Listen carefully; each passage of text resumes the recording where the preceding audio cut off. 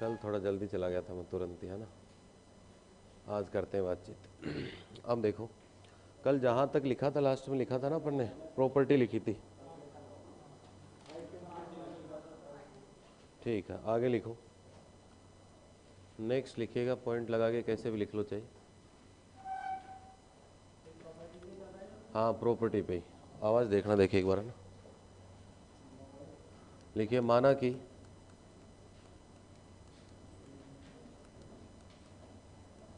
Group जी के कोई दो अवयव, माना कि ग्रुप जी के कोई दो अवयव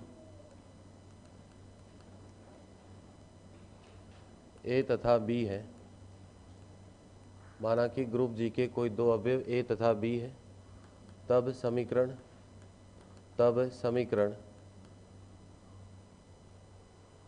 समीकरण A star X equal to B तथा वाई स्टार इक्वल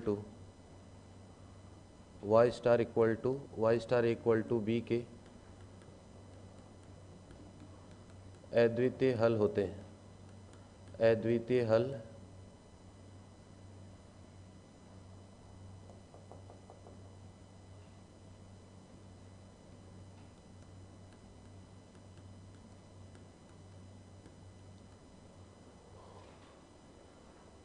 और इसके लगाओ इम्पोर्टेंट, 3 से 4 बार एग्जाम में पूछा गया है ये, 3 से 4 बार एग्जाम में पूछा गया है ये पॉइंट। अकेला सवाल भी पूछा गया और स्टेटमेंट में भी पूछा गया है। देखो क्या लिखा हुआ इसके अंदर कि अगर कोई भी आपके पास क्या होगा, एक ग्रुप जी होगा। क्या है आपके पास? ग्रुप जी, और उसके कोई एलिमेंट है अपने पास ए और क्या है, बी है। ठीक है, इन ए और बी को काम में लेते हुए अगर कोई भी समीकरण इक्वेशन बनाते हैं, चाहे A star X equal to B बनाए, चाहे Y star A equal to B बनाए, और अगर इन समीकरण इक्वेशन को हल करेंगे या सोल्व करेंगे तो इनका जो सॉल्यूशन आएगा वो हमेशा क्या आएगा? अद्वितीय, यूनिक आएगा। तो ये अलग अलग तरीके से पूछा गया सवाल कि पहले एक बार तो ऐसा पूछा गया, अकेला इसी से पूरा सवाल बना हुआ है कि समीकरण देगा और पूछेगा कि इसका हल होगा, तो ऑप्शन मिलेंगे, कोई हल नहीं होगा, अनंत हल होंगे, अद्वितीय हल होंगे, इस तरीके के आपको ऑप्शन देगा। तो इम्पोर्टेंट लगाओ इस पॉइंट के। इसके बाद लिखिएगा नेक्स्ट पॉइंट, नेक्स्ट लगाओ, नेक्स्ट पॉइंट लिखो इसमें। चाहे पॉइंट लिख लो, चाहे इसको सोल्व करके बता देता हूँ, वैसे सवाल के रूप में लिखो, है ना। पॉइंट लिख लो चाहे सवाल, क्वेश्चन लगा लो, सोल्व भी कर देते हैं। डायरेक्ट याद रहे तो ठीक है, नहीं तो क्वेश्चन है ही, है ना, सोल्व भी कर सकते हैं।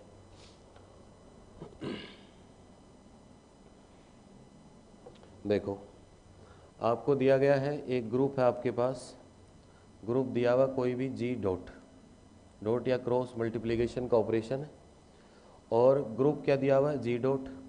इस ग्रुप के साथ साथ कह रखा है, इस ग्रुप के साथ साथ कहा हुआ है कि जी के प्रत्येक अवयव, लिख लो सवाल के रूप में लिखो, जी के प्रत्येक अवयव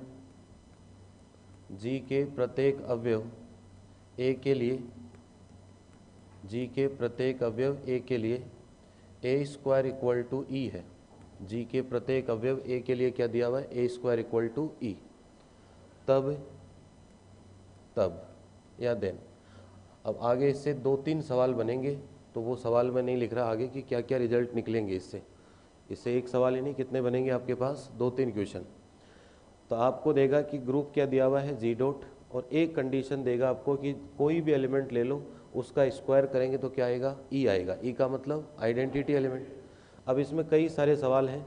एक सवाल तो होगा कि ग्रुप आबेली होगा कि नहीं होगा, एक सवाल तो बनेगा इसमें कि आबेली होगा कि नहीं होगा क्रम विनिमय, और एक सवाल, एक कंडीशन होती है कि ए इक्वल टू ए इनवर्स होगा कि नहीं होगा, या तो ऐसा कह देगा कि ए इक्वल टू ए इनवर्स होगा कि नहीं होगा, या इस बात को ऐसे भी पढ़ सकते हैं, देखो ए और ए के बराबर में कितना है? ए इनवर्स, मतलब वही तो अवयव या एलिमेंट है और वही क्या है? उसका इनवर्स है, मतलब खुद का इनवर्स क्या होगा? खुद होगा, या स्वयं का प्रतिलोम क्या होगा? स्वयं होगा। तो ऐसा भी सवाल बना सकता है कि इस कंडीशन में क्या ए बराबर ए इनवर्स होगा, क्या स्वयं का प्रतिलोम क्या होगा? स्वयं होगा। और एक सवाल किसका बनता है आपके पास? आबेली या क्रम विनिमय का। अब देखो, हम इस कंडीशन को लेके चलेंगे और कंडीशन को समझना इसका मतलब क्या है। इस कंडीशन को हम लेके चले हैं। आपको दिया हुआ क्या है, एक ग्रुप दिया हुआ है, जी नाम है, डॉट मतलब नॉर्मल मल्टीप्लिकेशन का क्या है, ऑपरेशन है। कंडीशन दे रखी है आपको ए स्क्वायर इक्वल टू कितना दिया हुआ है, ई। ए स्क्वायर इक्वल टू क्या दिया हुआ है, ई। अब हम ए स्क्वायर को क्या ऐसे लिख सकते हैं, क्या ए और क्या लिख सकते हैं, ई लिख सकते हैं। भाई इसके अंदर लगाओ तो चाहे लगा सकते हो, डॉट का साइन तो लगा ही है, ओबियस है, लेकिन नॉर्मल डॉट का साइन है तो लगाने की कोई आवश्यकता नहीं है, ठीक है। अब हम क्या करते हैं, इसमें ऑपरेट कराते हैं इसको दोनों तरफ, किससे ऑपरेट कराते हैं, ए इनवर्स से। तो ये हो गया ए इनवर्स ए, और ये हुआ ए, और ये हो गया ए डॉट कितना हो गया, ई हो गया। ए इनवर्स से ऑपरेट करा लिया अपन ने। अब देखो ग्रुप दिया हुआ है, क्या दिया हुआ आपको, ग्रुप, इसलिए इसमें हम कौन सी प्रॉपर्टी लगा सकते हैं, साहचर्यता, एसोसिएटिविटी, किन्हीं भी दो को साथ लेके सोल्व कर सकते हैं। भाई ग्रुप में तो पहले से प्रॉपर्टी है आपके पास। अब देखो एक तो खुद और एक उसका इन्वर्स क्या बनाते हैं, ई बनाते हैं। ये हो गया E dot A equal to कितना हो गया, ए इनवर्स डॉट कितना हुआ, ई। तो यहाँ से रिजल्ट कितना आ गया, ए इक्वल टू कितना हो गया, ए इनवर्स। अब इस बात का मतलब क्या है, ए इक्वल टू क्या है आपके पास, ए इनवर्स, इसका मतलब कि वही एलिमेंट है, और बराबर का मतलब वही उसका क्या है, इनवर्स। तो यहाँ से रिजल्ट निकल के आता है कि स्वयं का प्रतिलोम क्या होगा, स्वयं का प्रतिलोम या इनवर्स क्या होगा आपके पास, स्वयं होगा। तो एक कंडीशन तो ये पता चलती है। अब ज़रूरी नहीं है कि ये सवाल जी डॉट जी के लिए condition A square equal to E दे। A square equal to E वाली कंडीशन से क्या आ गई, A equal to A inverse. तो A equal to A inverse भी डायरेक्ट कंडीशन मिलेगी तो भी उसका मतलब क्या होगा, स्वयं का प्रतिलोम स्वयं होगा। और अगर ए स्क्वायर इक्वल टू ई लिखा हुआ है तो ये भी वही बात है, चाहे इसको हम क्या लिख सकते हैं, ए इक्वल टू कितना लिख सकते हैं, ए इनवर्स। तो पहले तो ये लाइन नोट करो, फिर इतना नोट करो, फिर आबेली चेक करेंगे कि आबेली होगा कि नहीं होगा। यहाँ अपन जो भी सवाल करेंगे उसमें 3-4 जो भी बनता है वो लेके चलेंगे, ये ना एक सवाल लिख देंगे तो फिर एक ही हो पाएगा। अब जो भी पूछे, अगले की इच्छा है, आबेली पूछे, प्रतिलोम की कंडीशन पूछना चाहे तो दोनों अपन सोल्व कर पाएंगे।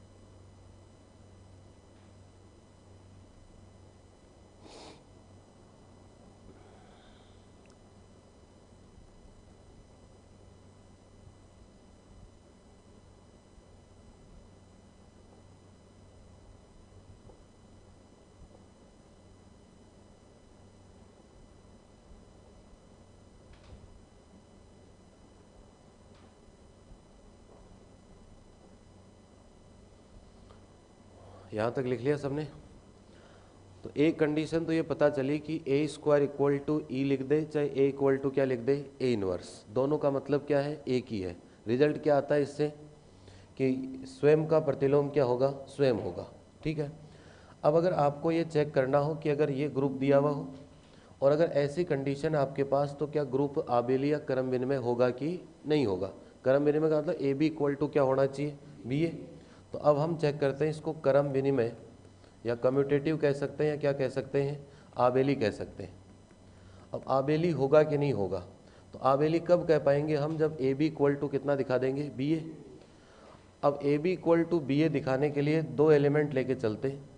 मैं लेके चलूँगा ए बिलोंग्स टू जी और बी बिलोंग्स टू, मैंने क्या ले लिया, जी। अब देखो ए और बी है, जी के एलिमेंट है, और जी क्या दिया हुआ, ग्रुप। तो ए और बी को अगर एक साथ में लिखता हूँ तो इनका जो रिजल्ट आएगा वो भी किस में होगा, जी में ही होगा। भाई जी क्या दिया हुआ आपको, ग्रुप दिया हुआ है। भाई ए और बी को जब सोल्व करेंगे तो कोई आंसर कितना आएगा, सी आएगा, ऐसे समझ लो। लेकिन अभी हम क्या लिख रहे हैं, ए बी लिख रहे हैं। भाई ए अलग है, दो की जरूरत पड़ेगी ना दिखाने के लिए, नहीं तो ए और बी मिलके कुछ तो बनाएंगे, जरूर बनाएंगे सी। लेकिन क्रम विनिमय दिखाने के लिए हम ए बी ही रखेंगे, नहीं कि क्या लिखेंगे, सी। लिख दिया। अब ए बी दिखने में तो दो दिख रहे हैं, लेकिन ए और बी जब सोल्व होंगे तब तो एक ही एलिमेंट होगा कोई। और हमें ये पता चल गया कि इस ग्रुप जी का कोई भी एलिमेंट ले लो, उसका इन्वर्स खुद का कौन होगा, खुद ही होगा। तो ए बी बराबर में क्या ऐसा लिख सकता हूँ क्या, ऐसा लिख सकता हूँ इस कंडीशन से।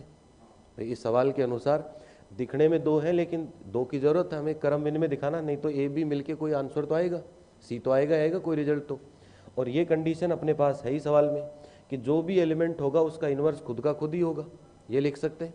अब यहाँ से देखो, इसको हमने लिखा ए बी, कल एक प्रॉपर्टी बताई थी उत्क्रमणीय नियम, रिवर्सल लो बताया था, तो कितना होगा बी इन्वर्स और कितना हो गया ए इन्वर्स। और हमारे पास यहाँ क्या कंडीशन है कि इन्वर्स तो खुद के बराबर ही है, इसका मतलब बी इन्वर्स किसके बराबर है, बी के, ए इन्वर्स किसके बराबर है, ए के, और इधर कितना लिखा हुआ है ए बी। तो A B equal to B आते ही क्या हो गया आपके पास, क्रम विनिमय या कम्यूटेटिव हो गया। करो देखे नोट।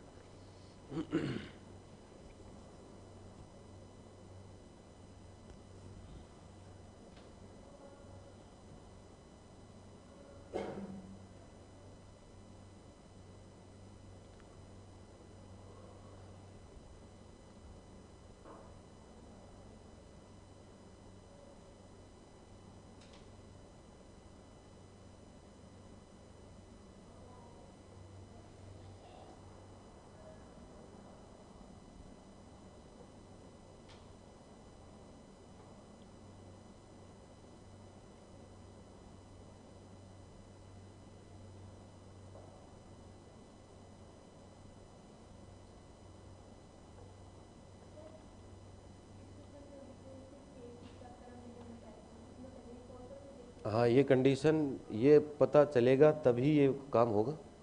तो अगर इस क्वेश्चन में डायरेक्ट पूछता है कि आबेली होगा कि नहीं होगा, दो सवाल मिलेंगे आपको बुक में। एक तो सवाल ये दिया हुआ है जी डॉट दे के, ये कंडीशन दे के पूछेगा कि आबेली होगा कि नहीं होगा। अगर आपको इस कंडीशन का ये मतलब पता है तब तो तुरंत इतना ही काम करना है, अगर इस कंडीशन का ये पता नहीं है तब तो फिर ये भी सोल्व करना पड़ेगा। और बुक में एक सवाल ये भी दिया हुआ मिलेगा आपको कि ये कहता है कि जी डॉट है और ये कंडीशन ने देके डायरेक्ट ये देता है ए इक्वल टू कितना ए इनवर्स।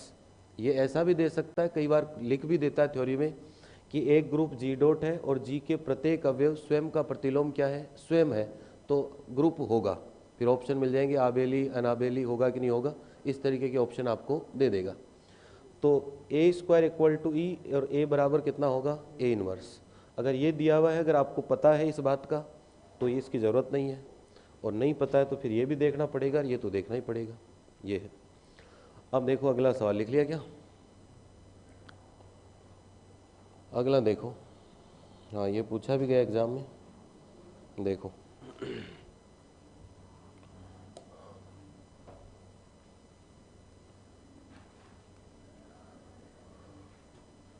एक ग्रुप दिया हुआ आपको, एक ग्रुप दिया बेटा जी डॉट, वही डॉट का ऑपरेशन है मल्टीप्लिकेशन, ठीक है। के कोई दो अवयव है, दो एलिमेंट दिए हुए आपको, के कोई दो अवयव, दो एलिमेंट आपको दिए हुए ए तथा बी, ए तथा बी है, ठीक है। अब सवाल कहता है कि यदि ए बी होल स्क्वायर है ना, यही है ना, A B whole square equal to, यदि A B whole square equal to A square B square, एक ग्रुप दिया हुआ जी डॉट, कोई दो एलिमेंट है ए और बी, और उसके बाद कहता है यदि A B whole square equal to A square B square, यदि रहने दो, देखो एक सवाल और बढ़ाता हूँ, तथा ऐसे लिखो A B whole square equal to A square B square होगा यदि और केवल यदि, यदि और केवल यदि, if and only if G abelian है, जी क्या है आपके पास आबेली है। अब देखो इसमें सवाल भी है आंसर भी है, दो सवाल बनाएगा है ना। अगले की देखो ऊपर वाली लाइन तो परमानेंट है कि एक जी ग्रुप है और दो क्या है उसके एलिमेंट, बोर्ड पे देखो है ना। सवाल करने से पहले सवाल पढ़ना आना चाहिए कि क्या तो दिया क्या करना है। इसके बाद इसमें दो सवाल बना सकता है अगला ये कह देगा कि ग्रुप जी डॉट है, दो एलिमेंट ए और बी है, और ये दे देगा कि A B whole square equal to कितना है ए स्क्वायर बी स्क्वायर, और फिर ये ऑप्शन मिलेंगे आपको, ये क्या मिलेंगे ऑप्शन। और इससे उल्टा भी बना सकता है, इफ एंड ओनली इफ का सवाल है ना, ये तो पता है ना, यदि और केवल यदि में क्या फ़र्क है भाई, यदि और केवल यदि में दोनों साइड से बात सही होगी, और यदि में इधर वाली बात होगी तभी आगे वाली बात हो पाएगी, ठीक है। दूसरा ये बना सकता है कि एक कोई ग्रुप जी डॉट दिया हुआ है, ए और बी दो एलिमेंट है, और उसके बाद क्या दे देगा, जी क्या है, आबेली। आबेली लिख भी सकता है और ऐसा भी दे सकता है, ए बी बराबर क्या दे सकता है, बी ए। जरूरी नहीं कि आबेली लिखे, ए बी बराबर क्या दे देगा, बी ए भी दे सकता है। और उसके बाद ऑप्शन दे देगा कि तब होगा, फिर क्या होगा, फिर A B whole square equal to A square B square, और बाकी और ऑप्शन बढ़ा देगा। तो इस तरीके से इसके अंदर सवाल कितने आपके पास, दो सवाल हैं। तो अपन दोनों को सोल्व कर लेते हैं। एक बार इसको लेके चलेंगे और क्या चेक कर लेंगे, आबेली सीख लेंगे, और एक बार आबेली लेके चलेंगे और इस कंडीशन को प्रूफ कर लेंगे। ठीक है, अब हम लेके चल रहे हैं यहाँ से A B whole square equal to कितना है, ए स्क्वायर बी स्क्वायर, ऐसा है अपने पास। अब देखो इसको हम क्या लिख सकते हैं, ए बी, और इसको क्या लिख सकते हैं, ए बी, और इसको क्या लिख सकते हैं, ए, और इसको क्या लिख सकते हैं, बी, लिख सकते हैं सर। अब दिया हुआ क्या है, ग्रुप में साचर्यता की प्रॉपर्टी होती है एसोसिएटिविटी, किन्हीं भी दो को सोल्व कर सकते हो। जरूरी थोड़ी कि ए और बी को एक रूम में, बी और ए को भी ऑपरेट करा सकता हूँ भाई, एसोसिएटिविटी में ऐसा ही तो होता है। तो हम इसको ऐसे लिख दें कि मैंने लिख दिया ए, और इन बी और ए को ऑपरेट करा दिया, ये बी हो गया आपके पास, और यहाँ मैंने लिख दिया आपके पास इनको ऑपरेट करा सकते हैं, तो ये हो गया आपके पास ए बी, और ये कितना हुआ, बी। अब इसमें एक बार तो लगाएंगे लेफ्ट कैंसिलेशन, और एक बार क्या लगाएंगे, राइट कैंसिलेशन। तो ए से ए कैंसिल हो गया, बी से बी, तो आपके पास क्या बच गया, बी ए इक्वल टू कितना, ए बी, और B A equal to A B होते क्या हो गया आपके पास, अबेलियन हो गया, आबेली हो गया आपके पास। करो देखे नोट।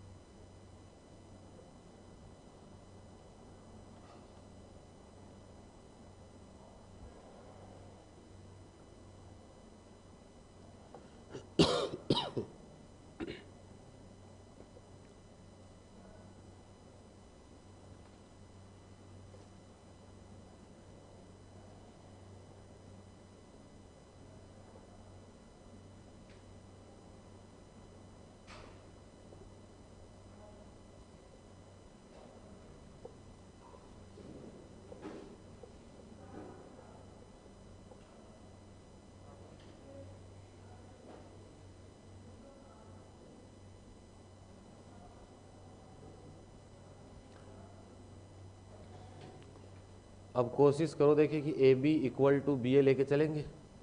अब इस बार क्या होगा भाई, इससे उल्टा भी तो सवाल बना सकता है भाई, मैंने अंडरलाइन कर दिया कि या तो ये दे के ये पूछ सकता है, या ये दे के आपसे ये पूछ सकता है, ये ऑप्शन दे देगा, कोई दिक्कत नहीं है। अब इस बार देखो, पिछली बार तो ये कंडीशन थी अपने पास, इस बार क्या है अपने पास, इस बार क्या है अपने पास, ए बी इक्वल टू कितना है, बी ए। अब बताओ इसमें क्या करें कि ये बन जाए, करो देख, कोशिश करो, इतना कोई टिपिकल भी नहीं है। A B equal to B A हम लेके चल रहे हैं, और ये लाना आपको, ये लेके आना है। करो देखें, देखो ये जितने अभी कुछ सवाल सोल्व करेंगे, 2-3 बार अगर आप पढ़ लोगे तो ये एग्ज़ाम में सोल्व करने की ज़रूरत नहीं पड़ेगी। अगर 2-3 बार एग्ज़ाम तक रिवीजन कर लोगे तो फिर ये दिखने से लग जाते हैं कि अच्छा इसमें आबेली हुआ था, इसमें स्क्वायर था, ऐसे माइंड में इमेज सी सेट हो जाएगी। लेकिन अभी एक बार ज़रूरी है, ए बी इक्वल टू कितना है, बी ए। करो देख, कोशिश करो, कुछ तो गलत ही तो होगा, और क्या होगा इससे ज़्यादा, कि क्या करूं कि A B whole square equal to A square B square बन जाए।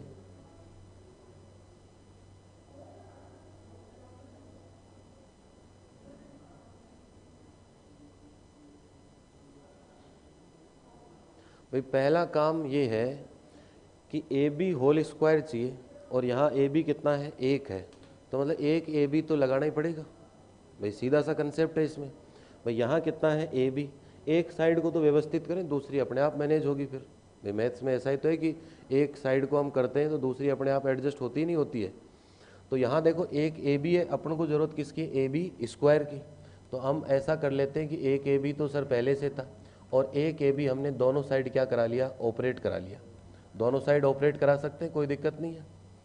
इसके बाद अब ग्रुप तो है ही, तो ग्रुप है तो चाहे जैसे सोल्व कर सकते हैं। तो इसको तो मैं लिख सकता हूँ ए बी स्क्वायर, तो एक साइड तो बिल्कुल ठीक हो गई अपनी, ठीक है। इसके बाद में देखो हम क्या करेंगे, साहचर्यता या एसोसिएटिविटी को काम में लेंगे, हम बी को बाहर छोड़ देते हैं या इस ए को भी इसके साथ ले आते हैं, तो ऐसा हो गया आपके पास भाई इन ए और ए को ऑपरेट करा लिया। और ये क्या ऐसा लिख सकते हैं, किसी भी दो के ब्रैकेट लगा लो भाई, एसोसिएटिविटी प्रॉपर्टी तो है ही अपने पास। अब देखो क्या होगा आपके पास, यहाँ से ये हो गया ए बी होल स्क्वायर। अब बताओ क्या करूं, क्रम विनिमय तो लेके ही चले अपन। ए बी बराबर क्या होगा, बी ए। ए बी बराबर बी ए का मतलब ए बी और ए और बी के लिए नहीं है, इस ग्रुप के जितने भी अवयव हैं, चाहे वो सी हो, चाहे डी हो, चाहे ए स्क्वायर हो, सबको आप उल्टा सीधा कर सकते हैं। क्रम विनिमय का मतलब यही तो हुआ। तो इसको हम ए बी की जगह, इस बी ए की स्क्वायर की जगह क्या लिख सकते हैं, ए स्क्वायर बी, और ये हो गया बी। अब इन दो को सोल्व करा सकते हैं एसोसिएटिव प्रॉपर्टी से, तो ये हो गया ए स्क्वायर और कितना हुआ, बी स्क्वायर, और ये क्या बन गया आपके पास, ए बी होल स्क्वायर। यहाँ लिख लेना कि ऐसा क्यों हुआ, कि हमारे पास क्या था, क्रम विनिमय या कम्यूटेटिव पहले से था। क्रम विनिमय कह दो चाहे क्या कह दो, आबेली था अपने पास। A B equal to B A तो हमारे पास था ही पहले से। तो इस तरीके से आप इसे सॉल्व कर सकते हो।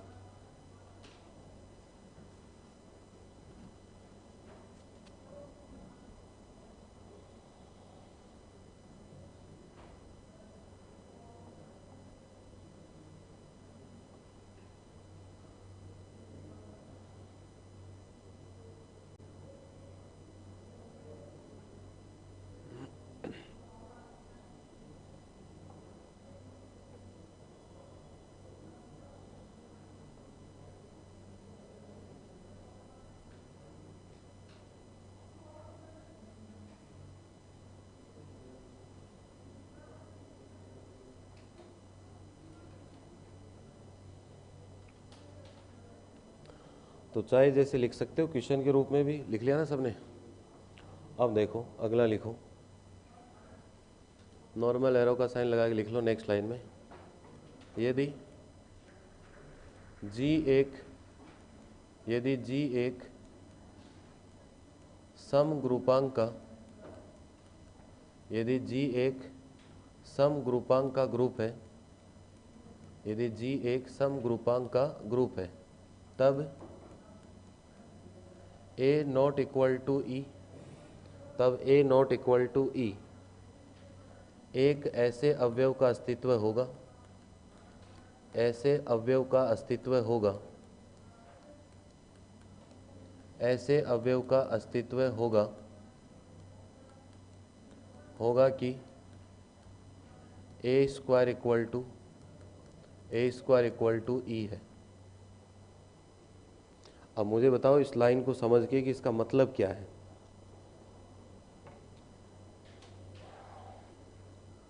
क्या कह रहा है इसके अंदर, बताओ।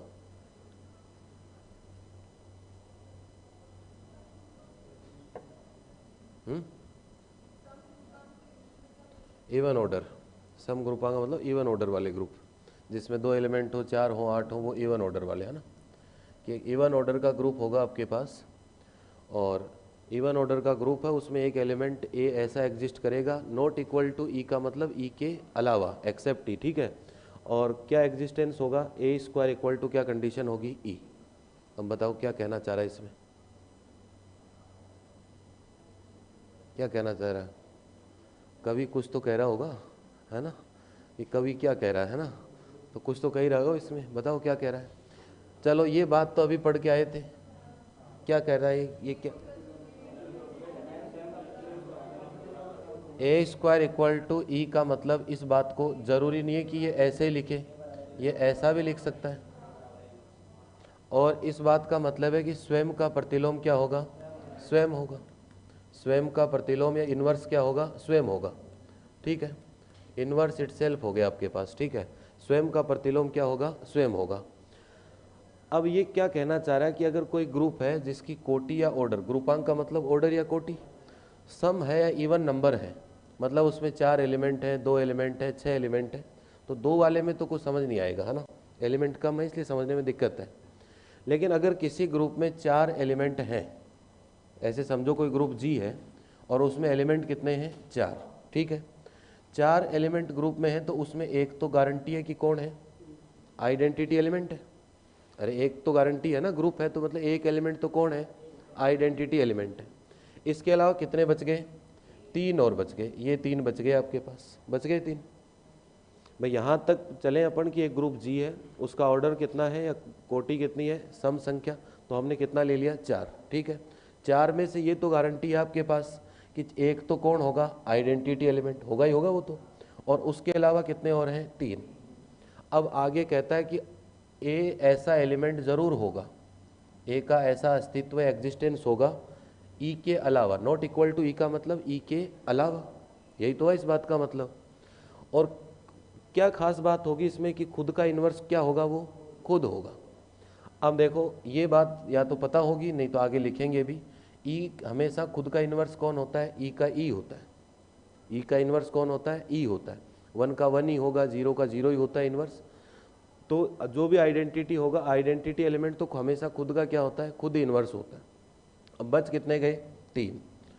अब मान लो ये इसका इन्वर्स हो गया, अब मान लो ये क्या हो गया, इसका इन्वर्स, या ऐसे समझ लो कि ये इसका इन्वर्स हो गया, लेकिन एक तो खाली रह गया, इसको कोई मिला क्या, अरे इसको कोई मिला क्या। कल एक बात बताई थी कि जो एक बार किसी का इन्वर्स हो जाता है वो और किसी का इन्वर्स नहीं हो सकता। कल एक पॉइंट लिखा था ना कि प्रतिलोम क्या होता है, अद्वितीय या यूनिक होता है आपके पास। अब चाहे ये इसका हो लेकिन एक तो जरूर खाली रहेगा।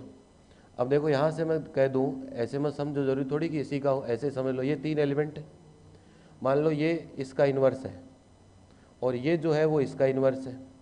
अब इसका तो कोई इन्वर्स हुआ ही नहीं, ये तो खाली रह गया, भाई ये तो इसका हो गया, ये इसका हो गया, अब इसका कोई हुआ क्या, नहीं हुआ। तो एक एलिमेंट ऐसा, अब इन्वर्स तो सबका होगा, अरे ग्रुप है तो इन्वर्स तो क्या होगा, सबका होगा। इसका मतलब इसका इन्वर्स कौन होगा, ये खुद ही होगा। कल एक सवाल कराया था, मैंने कहा था पूरी अलजेब्रा चलेगी उससे, 1 - 1 आयोटा माइनस आयोटा। खोलो कॉपी में, खोलो पीछे, अभी बताते हैं, पीछे खोलो उसको, पीछे खोलो उसको, देखो दिख गया इन्वर्स, देखो उसमें निकाले थे ना इन्वर्स। 1 तो आइडेंटिटी एलिमेंट है तो 1 का तो 1 ही होगा। आयोटा कितना हुआ था, माइनस आयोटा, और माइनस आयोटा कितना, आयोटा।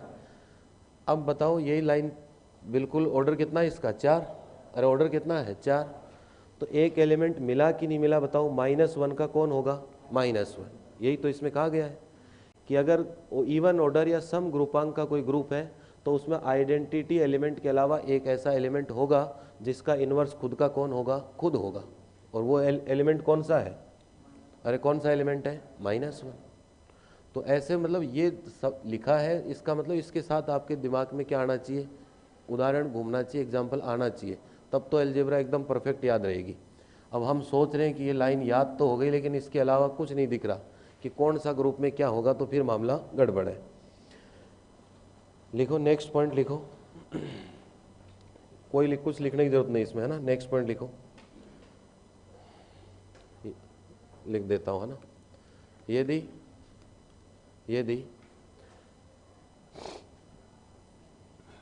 ए तथा बी, यदि ए तथा बी दो क्रम विनिमय, यदि ए तथा बी दो क्रम विनिमय अवयव हैं, यदि ए तथा बी दो क्रम विनिमय अवयव हैं, ये भी लिख लो, ग्रुप में तो होगा ही होगा किसी में, तो किसी ग्रुप में कम्यूटेटिव, है ना।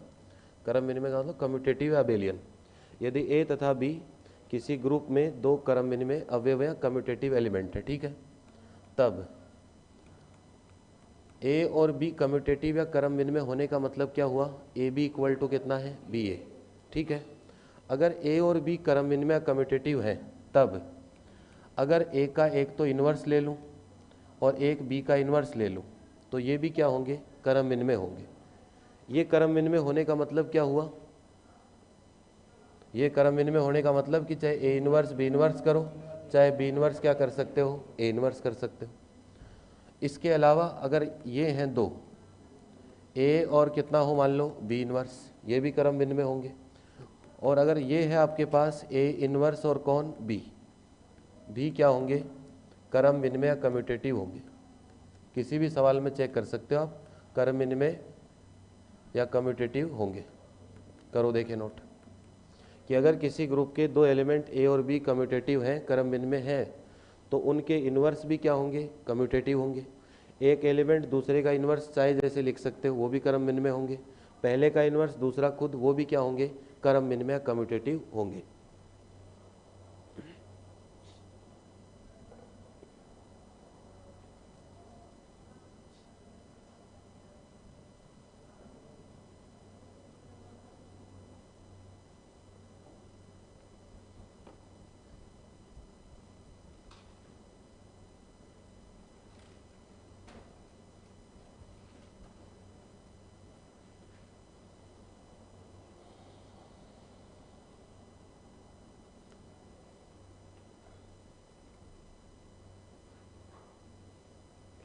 कर लिया नोट सबने?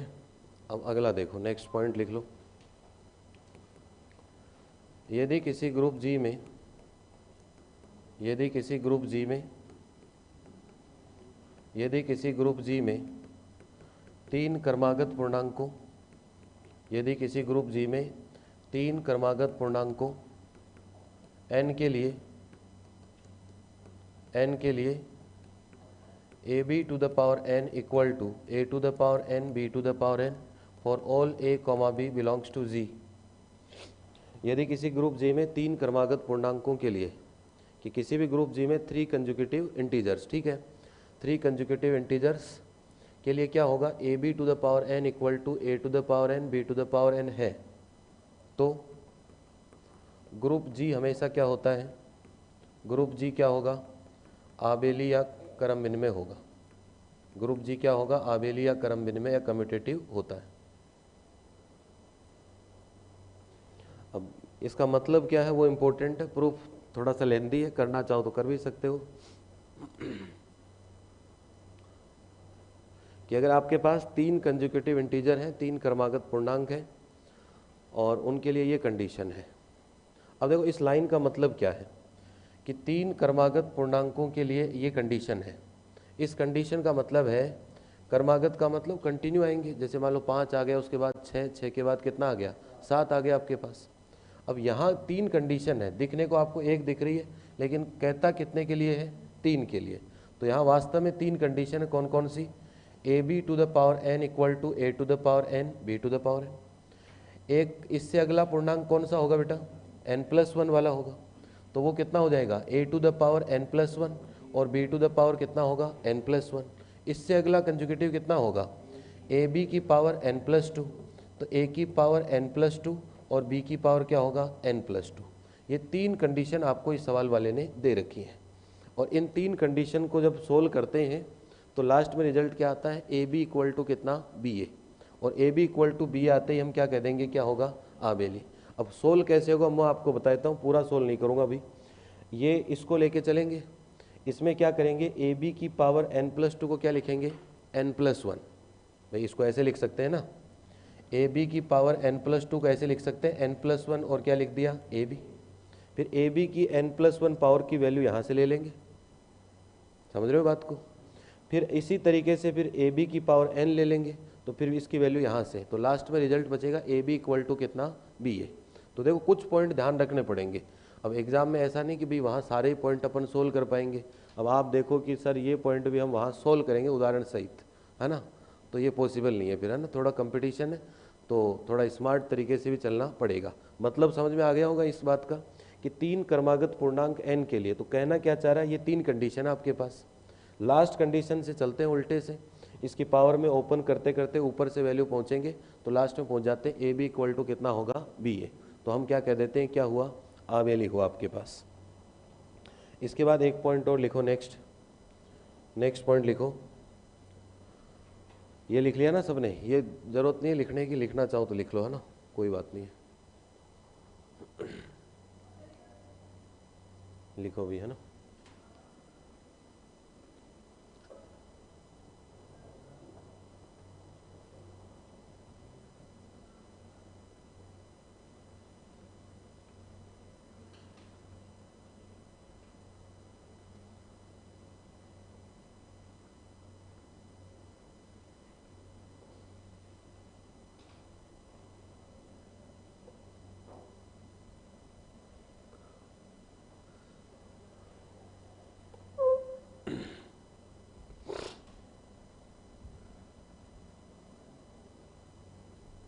नेक्स्ट पॉइंट लिखो, देखो अगर कोई भी ग्रुप है जिसका ऑर्डर कितना है 4, कोई भी ग्रुप है जिसका ऑर्डर कितना आपके पास 4 है, तो वो हमेशा ही क्या होगा, आबेली होगा, आपको चेक करने की ज़रूरत नहीं है भाई। जैसे अभी चेक किया था ना 1 - 1 आयोटा माइनस आयोटा वाला सवाल कि ये सर आबेली होगा कि नहीं होगा गुणा करने से। तो अगर किसी भी ग्रुप की कितनी प्रॉपर्टी हो जाती है 4 होते क्या बनेगा ग्रुप के बाद अगर उसका ऑर्डर का मतलब कोटि देखेंगे तो कितने एलिमेंट हैं 4, तो वो हमेशा ही क्या होगा, आबेली या क्रम विनिमय होगा।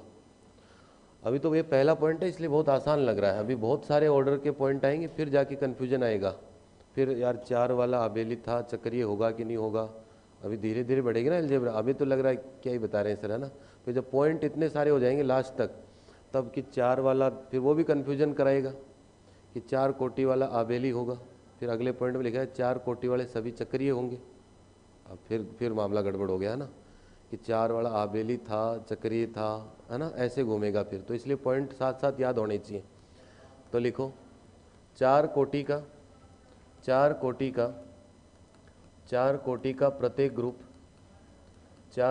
प्रत्येक ग्रुप आबेली ग्रुप होता है या क्रम विनिमय होता है। 4 कोटि का प्रत्येक ग्रुप आबेली ग्रुप होता है। Every group of order 4 is abelian, कि ऑर्डर 4 का कोई भी ग्रुप होगा वो क्या होगा, अबेलियन होगा। Every group of order 4 is abelian.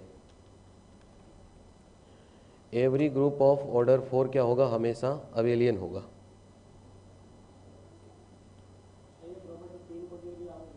ना 3 पे नहीं होगी बेटा, ऐसे क्या 3 की आगे बताऊंगा, फिर एक प्रॉपर्टी और आएगी अभी, अभाज्य कोटि के ग्रुप की आगे बात आएगी। 3, 5, 7 वालों की अलग कहानी है, फिर प्राइम ऑर्डर भी आएगी एक प्रॉपर्टी।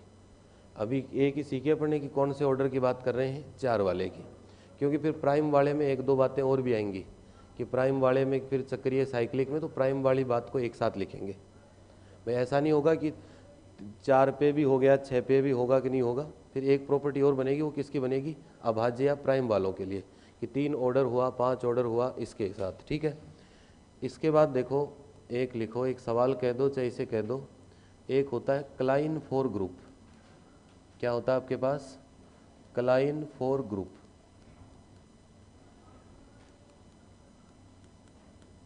क्लाइन 4 ग्रुप होगा आपके पास, क्लाइन 4 ग्रुप। अब क्लाइन 4 ग्रुप क्या होगा, एलिमेंट होंगे 4। टेबल आपको याद नहीं रखनी है ना, मैं रखता हूँ टेबल याद। टेबल हमेशा जब भी एग्जाम में पूछेगा सवाल तब आपको टेबल देगा। क्लाइन 4 ग्रुप में क्या देगा, टेबल बनी हुई देगा आपको। इसमें एलिमेंट देता है वो क्लाइन 4 ग्रुप में, के कह दो चाहे जी कह दो, इसमें कितने एलिमेंट देता है 4, ई ए बी और क्या देता है सी, ठीक है। और इस तरीके से टेबल देगा वो। ये स्टार संक्रिया दी हुई है आपके पास, इधर लिखा रहेगा ई ए बी सी, कम से कम 3-4 बार आया हुआ एग्जाम में ये, और फिर भी आएगा, बार बार आएगा। ई ए बी और कितना दिया हुआ आपके पास सी। अब अपन को क्या पता ये क्या निशान है, पता है क्या आपको, ये क्या काम करेगा पता थोड़ी है। अगला टेबल में वैल्यू देगा भाई, इस ये मिलके ये निशान लगेगा तो क्या होगा, ए मिलके क्या ए से क्या बनाएगा। अब कोई गुणा होता प्लस होता तब तो कर लेते, तो टेबल हमेशा आपको देगा। तो जब ई के साथ ऑपरेट होगा तो सेम आएगा, ये तो आपको पता ही है। ये identity E A B C और ये क्या होगा ई ए बी सी, और बाकी जो वैल्यू है देखो वो है आपके पास ई सी बी। ये टेबल में देगा आपको ई सी बी एक में तो, और दूसरे में देखो इसके साथ क्या होगा बी, एक में आएगा सी ई ए, एक में क्या आएगा सी ई ए, ये होगा सी ई ए, और ये आएगा बी ए, और ये कितना आएगा ई। ये टेबल है। नाम मैंने बताया, नाम क्या होता है इसका, क्लाइन 4 ग्रुप होता है, लेकिन नाम अगला नहीं बताएगा। अगला आपको बताएगा कि एक समुच्चय के है और ये इसके 4 एलिमेंट हैं, और कोई एक ऑपरेशन या संक्रिया क्या दे देगा, स्टार, कोई भी स्टार दे देगा और कोई निशान बना देगा, ठीक है। अब इसमें कई सारे सवाल पूछेगा, इसीलिए मैंने आपको कहा था कि एक तो देखो हम अपन ने इन्वर्स चेक किया था पीछे, तो एक तो नॉर्मल तरीके से चेक किया था और एक किससे सीखा था, टेबल से सीखा है ना। और एक हमने किससे सीखा है, आइडेंटिटी एलिमेंट भी एक तो डायरेक्ट देखा था और एक किससे सीखा है, टेबल से। अब मुझे ये बताओ कि ये क्या ग्रुप होगा, क्या इसमें ग्रुप की 4 प्रॉपर्टी हैं क्या, ग्रुप की 4 प्रॉपर्टी इसमें है क्या? सोचो पहली प्रॉपर्टी क्या होती है? ये मैं पूछ नहीं रहा क्या होती है या नहीं है, ये पूछ रहा हूँ।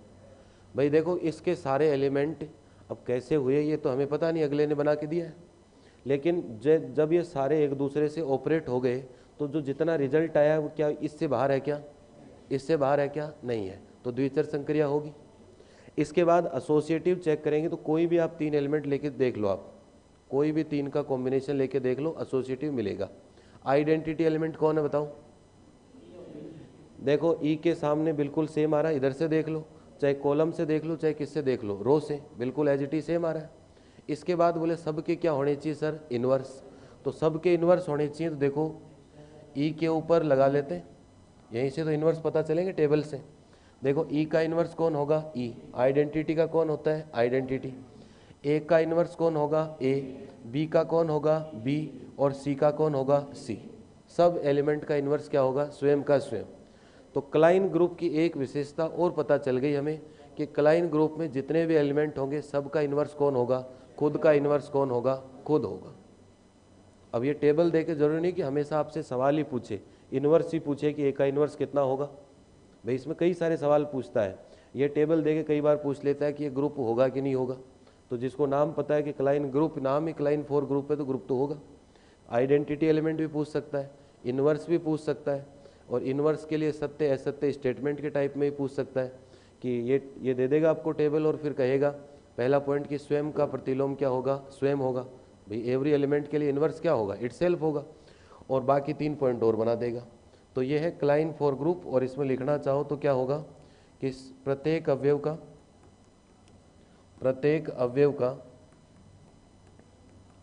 प्रतिलोम अवयव स्वयं है। प्रत्येक अवयव का प्रतिलोम अवयव क्या है? इटसेल्फ है। करो देखे नोट।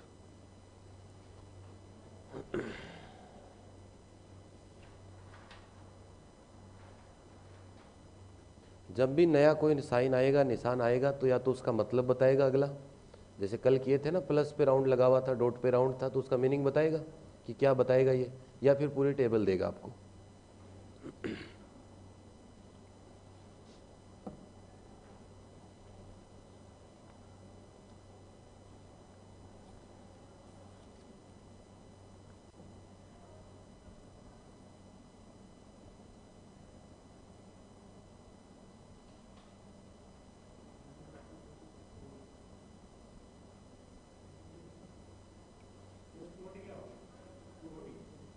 कोटि 4 होगी, 4 एलिमेंट है।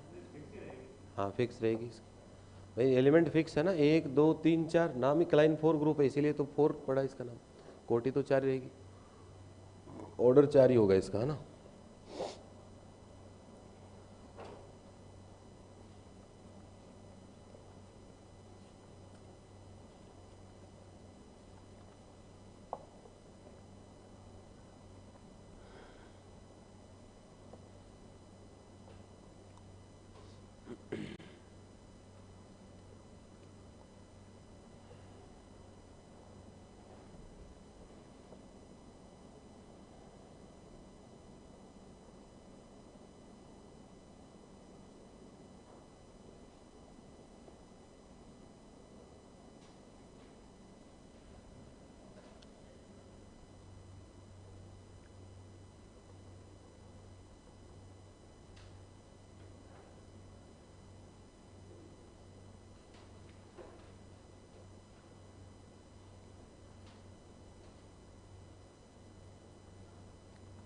लिख लिया सबने? हाँ एग्ज़ाम में पूरी टेबल देगा आपको, एग्ज़ाम में पूरी टेबल बनी हुई आएगी। जब भी ये सवाल पूछेगा तो आपको एग्ज़ाम में ये पूरी टेबल मिलेगी कि इससे क्या मिलेगा, इससे क्या मिलेगा, इससे क्या मिलेगा। ज़रूरी नहीं कि क्लाइन 4 वाला ही सवाल ही पूछे, और कोई टेबल ही बना सकता अगला। भाई टेबल से हमने सीख तो रखा है, टेबल आने के बाद हम क्या चेक कर सकते हैं? Identity element. और टेबल मिलने के बाद हम हर किसी एलिमेंट का क्या देख सकते हैं? इन्वर्स। तो कोई भी टेबल दे सकता है, और क्लाइन पूछेगा तो क्लाइन में जरूर टेबल देगा। ऐसे तो मेरे को क्या पता चलेगा भी ए से मिलेगा तो क्या आएगा, ऐसे थोड़ी याद होगा। तो टेबल जरूर मिलेगी एग्जाम में, है ना। अभी प्रीवियस ईयर कराएंगे लास्ट में, तब और क्लियर हो जाएगा ना। अब लिखो नेक्स्ट हेडिंग लगाओ, किसी अवयव की पूर्णांक घात, integral power of an element, किसी अवयव की पूर्णांक घात, किसी अवयव की पूर्णांक घात, integral power of an element,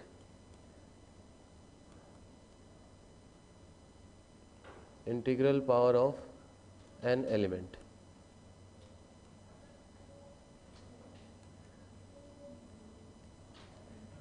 किसी अवयव की पूर्णांक घात या integral power of an element. ध्यान से समझना भी नहीं, अलजेब्रा में कंफ्यूजन रहेगा पावर का। अगर हम अलजेब्रा में बात करें, ग्रुप तो देखो रहेगा अपने पास, ग्रुप से तो आगे बढ़ गए, 4 प्रॉपर्टी तो देगा अगला, ठीक है। अब अलजेब्रा में क्या होगा, पहले पॉइंट पे अगर मैं बात करूं, किसी भी एलिमेंट ए की पावर 0, बताओ कितना होगा, ए की पावर 0 कितना होगा, 1। यही तो मामला गड़बड़ है। आज तक अपन ने क्या पढ़ी है, अलजेब्रा में एक टुकड़ा पढ़ा है ना, और वो सिर्फ क्या पढ़ा है, गुणा करना सीखा है ना। अब देखो बताओ, गुणा का सवाल होता है तो 2 का इन्वर्स कितना होता है, 1/2, ऐसे नॉर्मल समझ लो, कोई भी आर दिया हुआ सेट, ठीक है। और अगर प्लस का निशान हो तो 2 का इन्वर्स कितना, ये आज से पहले सीखा था क्या, अलजेब्रा से पहले ये सीखा था कि जब भी किसी का इन्वर्स पूछे, अपन ने तो यही किया था आज तक, अरे यही किया था ना। ये तो यहाँ सीखें कि निशान के अकॉर्डिंग, तो यहाँ ए की पावर 0 अलजेब्रा में कभी भी 1 नहीं होगा, क्या होगा आपके पास, ई होगा, आइडेंटिटी एलिमेंट होगा। तो ए की पावर अगर प्लस का सवाल है मान लो, और प्लस के किसी, जैसे मान लो यही सवाल है और 2 की पावर 0 लगा हुआ है, तो मैं आंसर 0 लिखूंगा, समझ रहे हो बात को। अगर सवाल किसका है, प्लस का है, तो प्लस के लिए आइडेंटिटी एलिमेंट कितना होता है, 0। तो प्लस वाले सवाल में 2 की पावर 0 का मतलब कितना होगा, 0 होगा, 2 की पावर 0 का मतलब 0 होगा। और अगर सवाल किसका है, गुणा का है, तो 2 की पावर 0 का मतलब कितना होगा, 1 होगा। भाई यहाँ भी तो इन्वर्स बदल रहा है ना, देखो 2 का प्रतिलोम कितना, 1/2। फिर आप ही कह रहे हो कि 2 का प्रतिलोम कितना, अरे कितना, -2। तो जैसे यहाँ इन्वर्स बदल रहा है, किसके कारण बदल रहा है, साइन के कारण, ऑपरेशन के कारण, संक्रिया के कारण। तो वैसे यहाँ a⁴ 0 इक्वल टू क्या होगा, ई होगा। ई का मतलब जानते ही हो, ई क्या है, ग्रुप जी का तत्समक अवयव। ग्रुप जी का क्या है आपके पास, तत्समक अवयव या आइडेंटिटी एलिमेंट। क्लियर है ना भाई, इसमें कन्फ्यूजन नहीं रहना चाहिए कि ए की पावर 0 इक्वल टू 1 नहीं होगा। यहाँ आज तक इन्वर्स यही तो सीख के आए थे, फिर ये भी तो हुआ है। तो वो सारा काम किस पर डिपेंड करता है कि ऑपरेशन किसका है, संक्रिया किसकी है, प्लस की है, गुणा की है, और कोई है, तो उसके हिसाब से डिपेंड करेगा। इसके बाद देखो नेक्स्ट, अगर ऐसा लिखा हुआ a⁴n, एक लाइन और लिख दो, एक ग्रुप जी स्टार है अपने पास, साइन फिक्स हो जाएगा ना। एक ग्रुप क्या है आपके पास, जी स्टार है, तथा ए बिलोंग्स टू किस में है, जी में, ठीक है। ए की पावर n मतलब क्या होगा, ए की पावर n का, ए की पावर n का मतलब क्या होगा, देखो अब हम इतना ही कहेंगे, जैसे कह रहे हैं कि भाई मल्टीप्लाइड, मल्टीप्लाई का मतलब गारंटी थोड़ी कि साइन किसका है, मल्टीप्लाई का है, साइन प्लस का भी हो सकता है। तो इस ए की पावर n का मतलब पहले इतना ही कहेंगे कि ए कितनी बार, n बार। अब बीच में क्या है वो सवाल बताएगा, भाई ए की पावर n का मतलब ए कितनी बार है, ए कितनी बार है, अरे ए कितनी बार है, n बार या n टाइम्स आपके पास ए आएगा। अब बीच में क्या लगेगा सर, वो सवाल बताएगा। अपने निशान किसका है, स्टार का, तो क्या लग जाएगा, स्टार का लग जाएगा, यही निशान लगेगा। कितनी बार लिखना है इसको, n बार। अब देखो इसमें 2 केस बना देते हैं। अगर यही a की पावर n है और संक्रिया किसकी है, गुणन या मल्टीप्लिकेशन की है, अरे अभी ऑपरेशन किसका है, मल्टीप्लिकेशन का, तब तो इसको लिखेंगे कैसे, a गुणा a कितनी बार, अरे कितनी बार, n बार, n टाइम्स लिखेंगे इसको।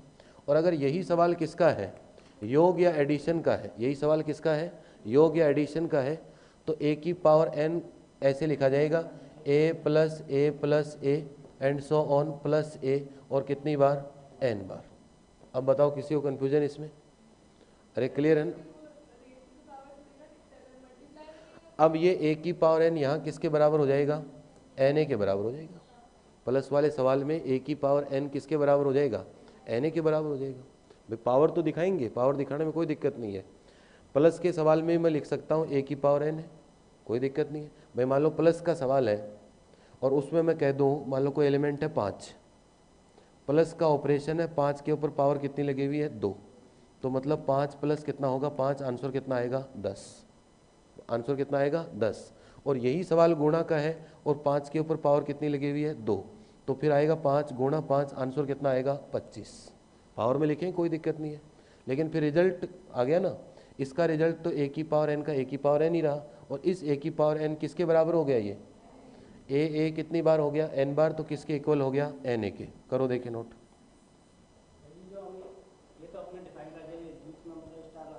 हाँ,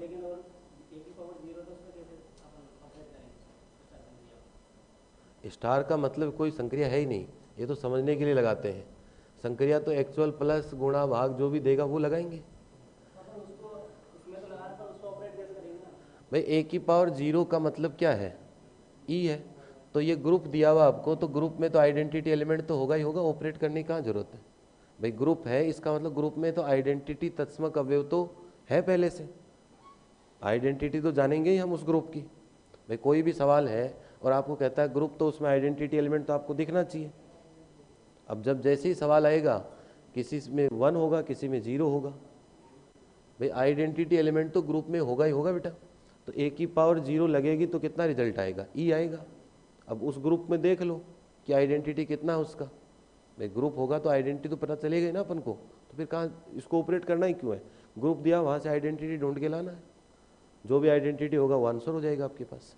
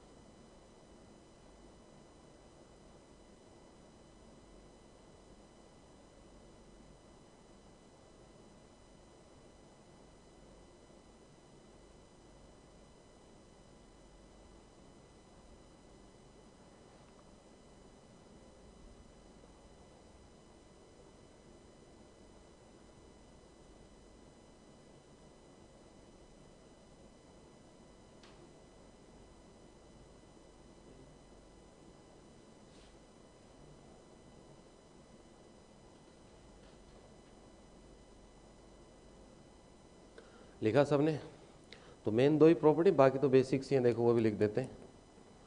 a की पावर 1 होगी तो a ही होगा हमेशा, चाहे कोई भी ऑपरेशन हो a की पावर a ही होगा। अगर a की पावर कितना होगा n+1, तो अलग अलग कर सकते हो, कोई दिक्कत नहीं, एक पावर अलग n अलग कर लो, फिर जो सवाल का निशान होगा वही लगाना पड़ेगा, और एक a को अलग लिख लो। ऐसा भी लिख सकते हैं हम कि कहीं मान लो ऐसा लिखा हुआ है इन्वर्स और इसके ऊपर पावर n लिखी हुई है, तो इसको अंदर पावर n लगा के भी इन्वर्स लिख सकते हो, और a की पावर क्या लिख सकते हो, इसे -n, इससे कोई फर्क नहीं पड़ेगा।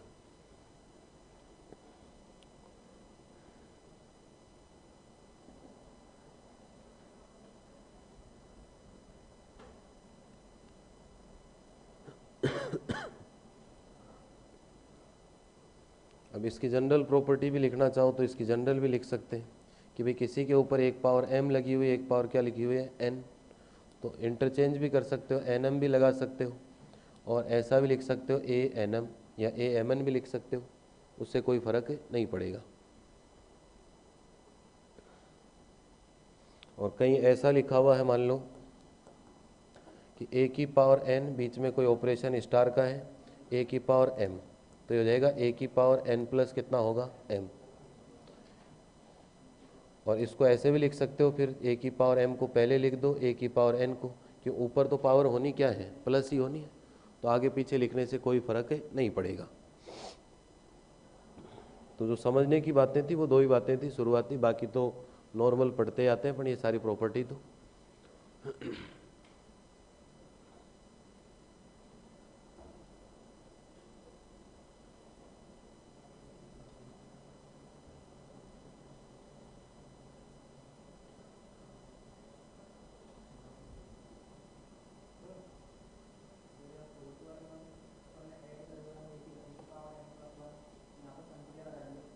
हाँ, तो जो संक्रिया होगी वही लगेगी सवाल की। नहीं, ये नॉर्मल गुणा रहेगा, ये नॉर्मल, इसमें कोई संक्रिया नहीं है ना, ये है ना 6 वाली, इसी कह रहे हो। हाँ, तो इसमें कोई दिक्कत नहीं है, इसमें भी तो हो रहा है, ये तो बेसिक प्रॉपर्टी है, ये इसका उदाहरण समझ लो भैया। m की वैल्यू कितनी ले ली, -1, ये तो बेसिक प्रॉपर्टी है, इसमें कोई फर्क नहीं पड़ेगा। हाँ हाँ, यहाँ स्टार से कोई भी साइन होगा, लेकिन फिर भी पावर क्या होंगी, प्लस ही होंगे, है ना। हाँ, देखो प्लस ही लेके चलता हूँ, है ना। भाई ये लिखा हुआ मान लो कहीं कि 2 की पावर लगी हुई है 3, और सवाल में निशान किसका है, प्लस का, ठीक है। और ये मान लेते हैं 1 का मतलब 2 की पावर ही है ना, तो ये हो गई 4, ठीक है। प्लस का ही ऑपरेशन है, गुणा में तो कोई समस्या है ही नहीं अपने, गुणा तो पहली क्लास से करते आ रहे हैं ना, कि 2 का इन्वर्स 1/2। अभी तो समस्या ही है कि 2 का इन्वर्स -2 भी होगा। अब इसको सोल्व करेंगे तो कितना होगा, 8, और इसको सोल्व करेंगे कितना होगा, 16।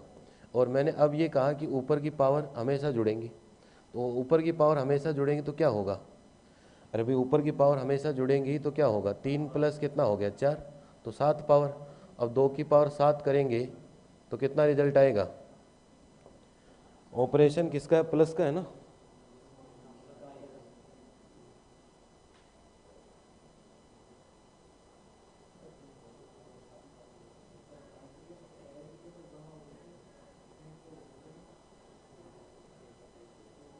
दो की पावर 3 है ना, और ये हो गया 2 की पावर 4, यहाँ हो गया n+m।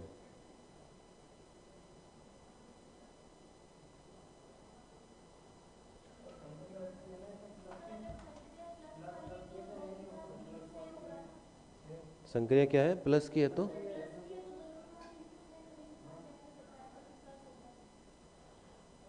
अच्छा, हाँ प्लस की है ना संक्रिया, ठीक है, हो जाएगा।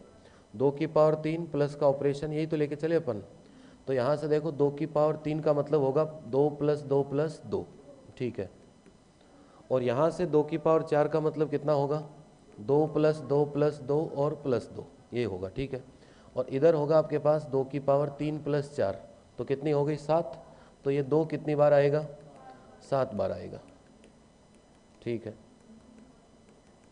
वो जब गुणा की होगी संक्रिया, भाई ऑपरेशन किसका लेके चलें, प्लस का, तो प्लस की तरह ऑपरेट करेंगे। गुणा का होगा तो किसकी तरह ऑपरेट करेंगे, गुणा का। अब वही देखो, ये जो आंसर इधर आ रहा है वो इधर आएगा। अब यही सवाल मान लो गुणा का होता, 2 की पावर 3 गुणा 2 की पावर 4 होता, तो इधर कितना हो जाता, 2 की पावर 3 तो कितना होगा, 8 होगा, और गुणा होगा फिर, और 2 की पावर 4 कितना होगा, 16 होगा, और इधर कितना हो जाएगा, 2 की पावर तो अब जुड़ेंगी, इसीलिए मैंने कहा कि चाहे संक्रिया कोई भी हो, पावर तो क्या होंगी, प्लस ही होंगी। तो ये 2 की पावर कितनी हो गई, 7, तो ये रिजल्ट सेम आएगा।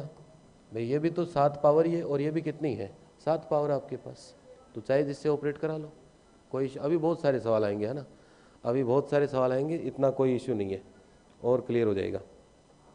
चले आगे, लिख तो लिया ना सबने।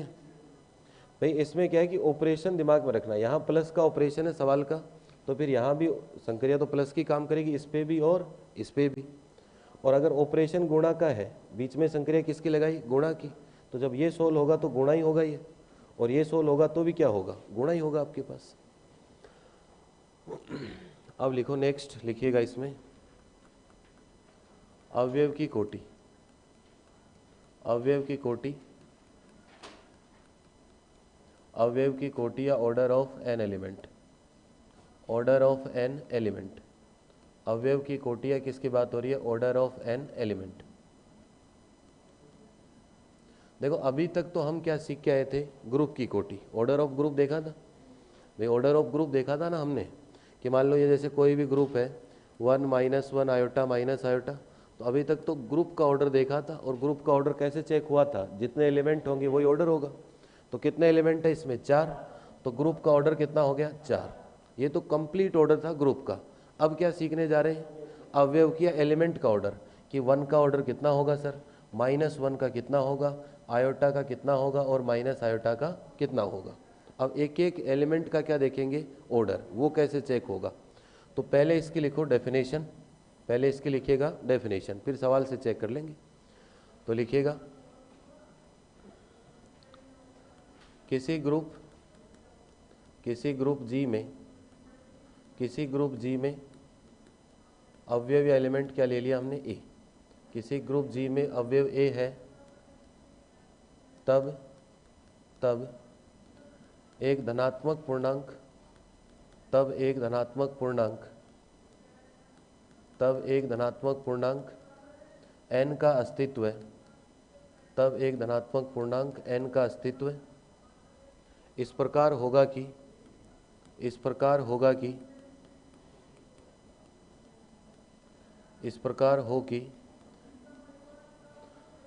यदि किसी ग्रुप जी में एक अवयव a है, तब एक शब्द और लिख लो जिससे एक लाइन कम हो जाएगी, तब छोटे से छोटे, एक शब्द और लिख लो, छोटे से छोटे, यही लिख लो है ना, एक लाइन कम हो जाएगी जिससे, तब छोटे से छोटे एक धनात्मक पूर्णांक n का अस्तित्व इस प्रकार है कि a to the power n equal to e,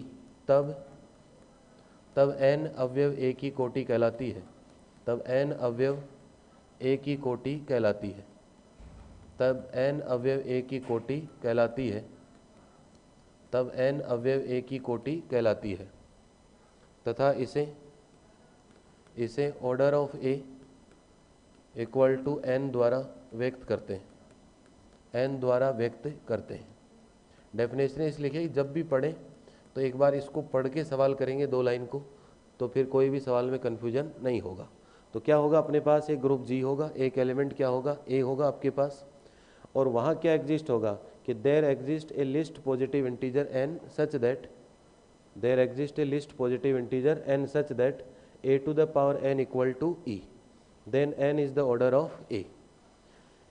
देखो क्या कहा अपन ने, इसको छोड़ो, अब डायरेक्ट सवाल पे आओ, सवाल से बिल्कुल क्लियर कर देंगे। बोर्ड पे देखो भी, जैसे ये सवाल था अपने पास 1 -1 आयोटा और कितना माइनस आयोटा, और ऑपरेशन किसका था, गुणा का, ठीक है।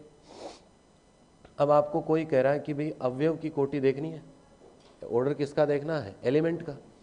तो एलिमेंट का ऑर्डर देखना है तो 1 का ऑर्डर देखना है, ऑर्डर किसका देखना है, -1 का, ऑर्डर किसका देखना है, आयोटा का, ऑर्डर किसका देखना है, माइनस आयोटा का। अब इसने क्या कहा है कि तब छोटे से छोटा क्या लेना आपको, धनात्मक पूर्णांक, कि वो छोटे से छोटा धनात्मक पूर्णांक इस ए की कहाँ लगाना है, घात या पावर में लगाना है। भाई छोटे से छोटा है लिस्ट पॉजिटिव इंटीजर, इसकी क्या लगाना है, घात या पावर में, और आंसर क्या आ जाए, ई आ जाए।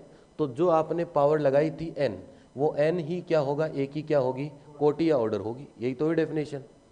अब बताओ आंसर कितना आना चाहिए सबका, आंसर ई आना चाहिए, और इस सवाल का ई कितना है, 1, तो आंसर 1 आना चाहिए। अब धनात्मक पावर लगानी है, पूर्णांक पावर लगानी है, छोटी से छोटी जो संभव हो वो लगानी है। तो बताओ 1 के ऊपर कितनी पावर लगाऊं, 1 से काम हो जाएगा। -1 पे कितने लगाऊं, लगाने को तो 4 भी लगा सकते थे, लगाने को तो 6 भी लगा सकते थे, लेकिन लेनी कौन सी है, छोटी से छोटे धनात्मक पूर्णांक या लिस्ट पॉजिटिव इंटीजर आपको लेके चलना है। भाई 2 से छोटी संभव हो तो बताओ कि -1 के ऊपर मैं 2 से छोटी घात लगा दूँ और 1 आ जाए, ऐसा संभव है क्या, नहीं पॉसिबल है। आयोटा पे कितनी लगाऊं, आयोटा पे 4 लगाऊंगा तो आयोटा स्क्वायर -1, अगला आयोटा स्क्वायर -1, तो क्या हो गया, +1। इस पे कितनी लगाऊं, कितनी लगाऊं, 2, 3, 2। अब देखो गणित पढ़ते हो ना आप, अरे गणित पढ़ते हो ना, स्क्वायर हो गया तो माइनस तो क्या हो गया, प्लस, और आयोटा का क्या हो गया, आयोटा स्क्वायर, तो उत्तर कितना आया, -1। फिर कौन सी गणित पढ़ते हो हैं। तो पावर कितनी लगेगी इसके, 4 पावर ही लगेगी, ये तो हो जाएगा प्लस 4 पावर से, और आयोटा स्क्वायर क्या बनेंगे, -1 समझ गए ना बात को। अब देखो इसमें 4 से कोई छोटी पावर संभव है क्या, नहीं है। यहाँ 4 से छोटी, यहाँ 2, और यहाँ कितनी, 1। तो जितनी पावर लगाई, बताओ 1 के ऊपर कितनी पावर लगाई, 1। इसका मतलब ऐसे लिखेंगे कि 1 का ऑर्डर कितना है सर, 1 है। सर -1 का ऑर्डर कितना है, अरे -1 का 2 है। सर आयोटा का ऑर्डर कितना है, आयोटा का ऑर्डर 4 है, और माइनस आयोटा का ऑर्डर कितना है, 4। डेफिनेशन क्लियर है सबको क्या कहा इसमें, और ये सवाल नोट कर लो।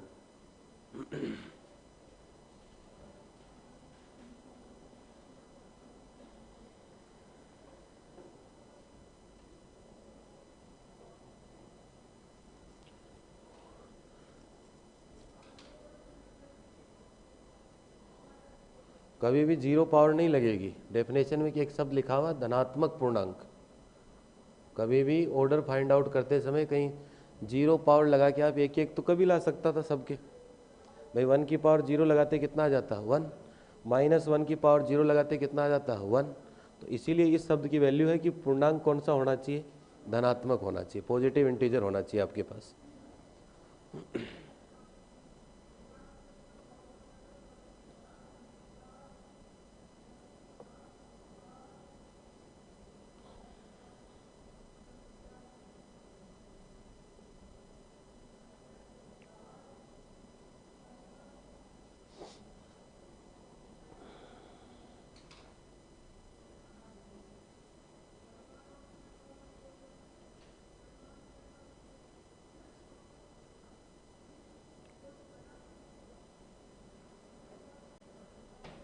तो एलिमेंट या अवयव की कोटि में डाउट नहीं होनी चाहिए भी किसी को।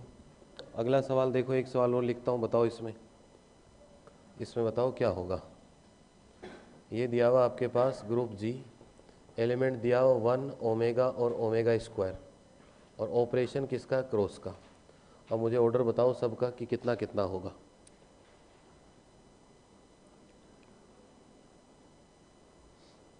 अभी आराम से करना, समझने के अकॉर्डिंग चलना है, लेकिन अभी सही होना चाहिए, अभी समय लगे कोई दिक्कत नहीं है।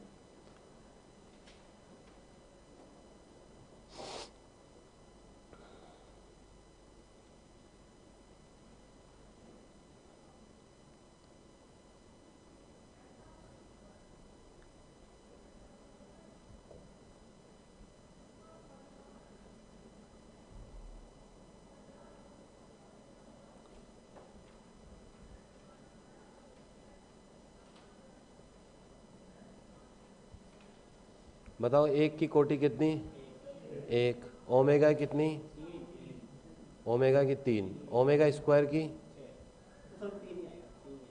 6 या 3।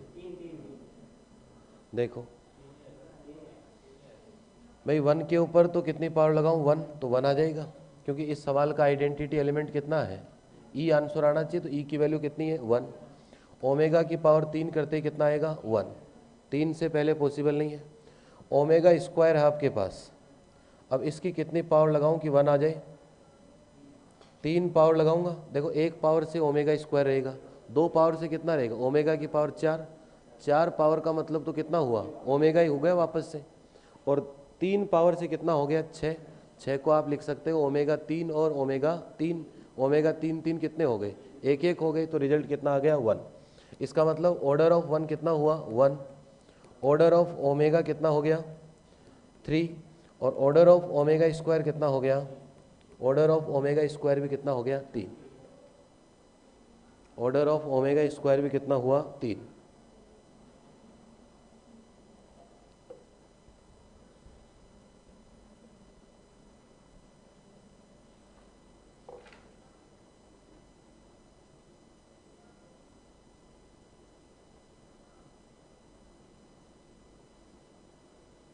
तो अब किसी को डेफिनेशन रटने की जरूरत नहीं है कि क्या डेफिनेशन थी, अब किसी को जरूरत नहीं है ना रटने की। अब ये दिखता है अवयव की कोटि शब्द आते ही तुरंत दिमाग में इमेज आती है कि छोटी पावर लगानी है और आंसर कितना आना चाहिए, ई। ऐसे नहीं रटना है कि पहले याद किया हो ना, आंख बंद करके एक ग्रुप जी है, एक अवयव ए है, 4 बार एक लाइन को पढ़ रहे हैं, ऐसा नहीं पढ़ना। इस 4 लाइन या 3 का यही सारांश है कि किसी भी ग्रुप के किसी भी अवयव की अगर कोटि देखनी है तो छोटी से छोटी पॉजिटिव पावर लगानी है और आंसर कितना आना चाहिए, ई। वही क्या होगी, उसकी कोटि या ऑर्डर होगा। अब लिखो अगला सवाल। अगला सवाल देखो,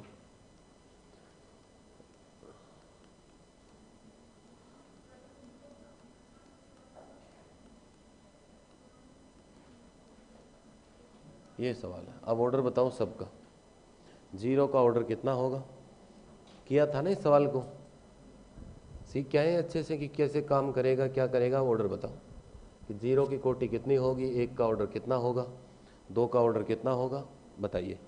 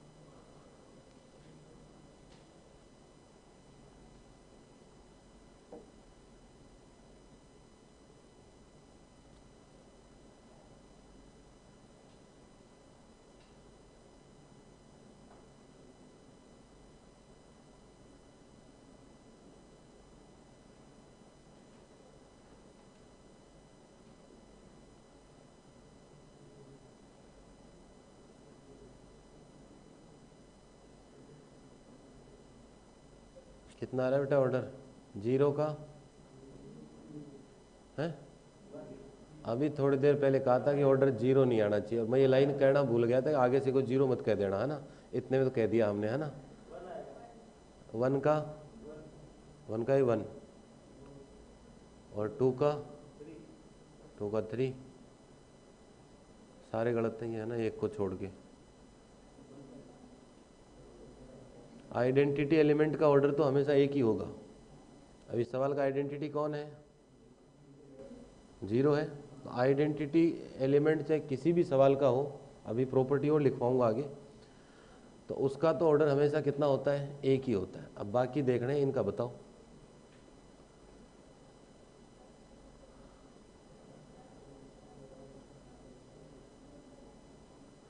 ये सवाल जहाँ किया था ना, वहाँ देखो इसको एक बार कॉपी में खोल के कि हाँ कल क्या किया था इसमें, कि कैसे सोल्व होता है, कैसे होगा, एक बार देखो उसको वहाँ जाके।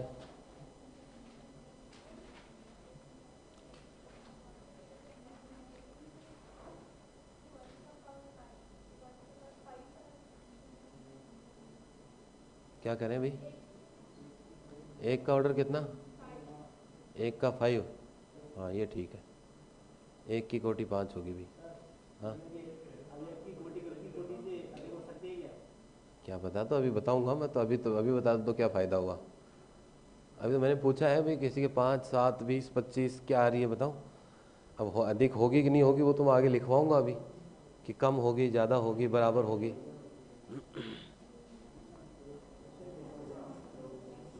कितनी होगी भाई, जीरो तो कोटि होगी नहीं। कोटि की परिभाषा में क्या लिखा था कि शुरुआती कोटि की कहाँ से होगी, धनात्मक से होगी, मतलब कम से कम एक से शुरू होगी, जीरो का तो खेल नहीं है। बताओ भाई क्या करें। देखो कोटि की डेफिनेशन क्या पढ़ के आए कि सर ए के ऊपर पावर कितनी लगानी है, एन, और उत्तर कितना आना चाहिए, ई। अब इस सवाल का ई कितना है, ज़ीरो, ये तो पता है, कल सोल्व किया था। आइडेंटिटी एलिमेंट कितना है, ज़ीरो। अब जैसे मैंने लिखा है वैसे लिखते आराम से, है ना, कि जीरो के ऊपर कितनी पावर लगाऊं मुझे नहीं पता, लेकिन उत्तर कितना आना चाहिए, ज़ीरो। जीरो पे मैं वो जीरो नहीं, अगला क्या है, वन, तो वन पे कितनी पावर लगाऊं कि उत्तर कितना आ जाए, ज़ीरो। वन के बाद क्या आएगा, टू पे कितनी पावर लगाऊं कि आंसर कितना आ जाए, ज़ीरो। थ्री पे कितनी पावर लगाऊं कि आंसर कितना आ जाए, ज़ीरो। और फोर पे मैं यहाँ कितनी पावर लिखूं कि आंसर कितना आ जाए, ज़ीरो। यही कंसेप्ट बेसिक लॉजिक के साथ बता रहा हूँ, जैसे इन्वर्स भी बताया था ना आपको। अब देखो ज़ीरो पे कितनी पावर लगाऊं कि ज़ीरो आ जाए, वन पावर लगाएंगे, तो टू पे भी जीरो आएगा। मैं जीरो की पावर 2 लगाऊंगा तो भी जीरो आएगा, लेकिन एक सब लिखा होता छोटी से छोटी लिस्ट वैल्यू आपको रखनी है, तो कितनी पावर लगाऊं, 1। अरे भाई कितनी पावर लगाऊं 1। अब देखो 1 पे कितनी पावर लगाऊं कि क्या आ जाए 0। अब इस सवाल में 0 कब आया था, कल कैसे समझाया था, जब टोटल 5 हो जाता है तो फिर 5 का भाग देते हैं और शेषफल कितना बचता है 0, तो आंसर कितना आता था 0। तो अब टारगेट अपना ये है कि 5 के मल्टीपल में आ जाए तो 0 हो जाएगा। तो कितनी पावर लगाऊंगा 5।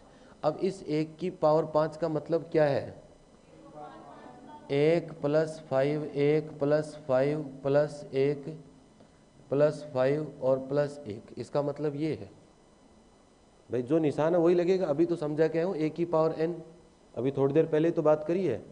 तो इस 1 की पावर 5 का मतलब 1 नहीं है, इस 1 कितनी बार आएगा 5 बार, ऐसे समझो इसको। और जो सवाल का निशान या जो साइन या जो संक्रिया है वो काम में आएगी। तो 1 कितनी बार है 5 बार, ये ऑपरेशन। अब देखो सोल्व करो इसको, कितना टोटल हो गया 5। 5 टोटल होते ही 5 का क्या लगेगा भाग, और शेषफल या रिमाइंडर कितना 0, तो आंसर कितना आएगा 0। भाई शेषफल ही तो आंसर लिखना सीखा था कल। अब बताओ 2 पे कितनी पावर लगाऊं, 2 पे 4 पावर लगाएं या 5 लगाएं या 2 लगाएं। देखो 2 पे भी 5 लगाएंगे पावर, 2 पे 5 पावर लगाने से क्या होगा, देखो 2 पे 1 पावर लगाने से 2 ही आएगा। इधर पूरा भी समझ लो, 2 पे 2 पावर लगाने का मतलब 2 + 2 और +5 भी लगा लो, तो कितना आंसर आएगा 4। 2 पे 3 पावर लगाने का मतलब 2 कितनी बार आएगा 3 बार, मतलब आंसर कितना आएगा 6। 6 का मतलब 1, अरे 6 का मतलब कितना होता है 1। 4 पावर लगाऊंगा तो कितना होगा 8, 8 का मतलब कितना आएगा 3। 5 पावर लगाऊंगा तो कितना आएगा 10, 10 में 5 का क्या लगेगा भाग, भाग लगेगा और शेषफल या रिमाइंडर कितना 0, वही आंसर होगा। तो 2 की पावर कितनी हो गई 5, इसका मतलब यही होगा। और बाकी पावर की स्थिति आपके सामने ही है। तो इसको भी कितनी बार लिख सकते हो, इसको भी कितनी बार लिख सकते हो 5 बार। 3 की कितनी पावर लगाऊं, अब 5 5 हो गई 15 होगा। तो 3 की कितनी पावर लगेगी 5, तो 3 पे 5, 5 से पहले संभव नहीं है क्या अभी। देखो 1 3 से 3, 2 3 से 6, 6 का मतलब 1, फिर 9, 9 का मतलब 4, 12 का मतलब 2, 15 का मतलब 0, तो 5 पावर से होगा। 4 पे कितनी पावर लगाऊं, 4 की 1 पावर का मतलब 4, 2 पावर का मतलब 8, स्क्वायर नहीं +5 वाला है। 8 का मतलब कितना 3, 3 पावर का मतलब 12, 12 का मतलब 2, 16 का मतलब 1, 20 का मतलब 5 का भाग लेगा तो शेषफल कितना 0, तो आंसर कितना आएगा 0। तो यहाँ से क्लियर हो गया आपके पास कि ऑर्डर किसका कितना है। तो 0 का ऑर्डर कितना, ऑर्डर ऑफ 0 कितना 1, ऑर्डर ऑफ 1 कितना 5, ऑर्डर ऑफ 2 कितना हो गया आपके पास 5, ऑर्डर ऑफ 3 कितना हो गया, पूछा गया सवाल ये एग्जाम में, इसमें से एक का ऑर्डर पूछा था अगले ने। एक कोई भी सवाल दे देगा, जरूरी थोड़ी कि यही देख लिया एग्जाम में। मैं तो कहता नहीं, भाई गारंटी नहीं लेता कि यही देगा, लेकिन कंसेप्ट अगर क्लियर है ऑर्डर का तो फिर कोई समस्या नहीं है। 4 तक ही है ना एलिमेंट, हाँ ठीक है।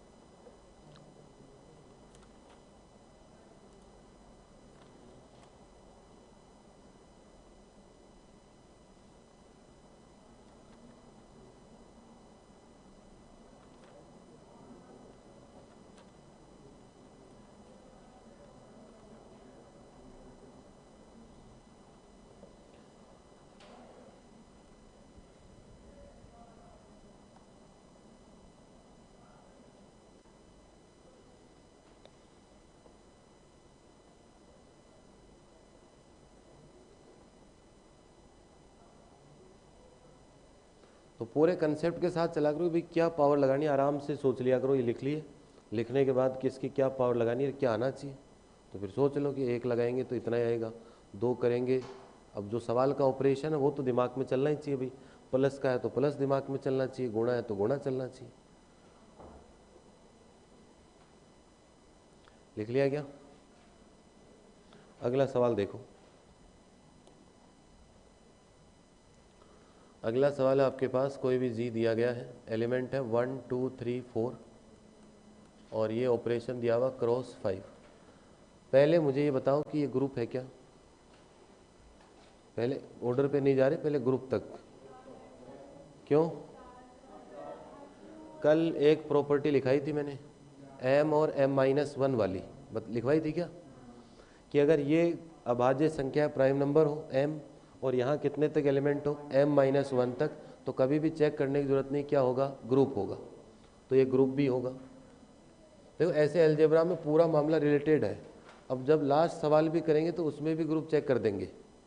अलजेब्रा के लास्ट सवाल करेंगे तो उसमें भी क्या चेक कर देंगे, ग्रुप, कि ग्रुप है कि नहीं है, ग्रुप की वो प्रॉपर्टी होगी ही नहीं। तो इसीलिए पूरी अलजेब्रा कनेक्टेड है।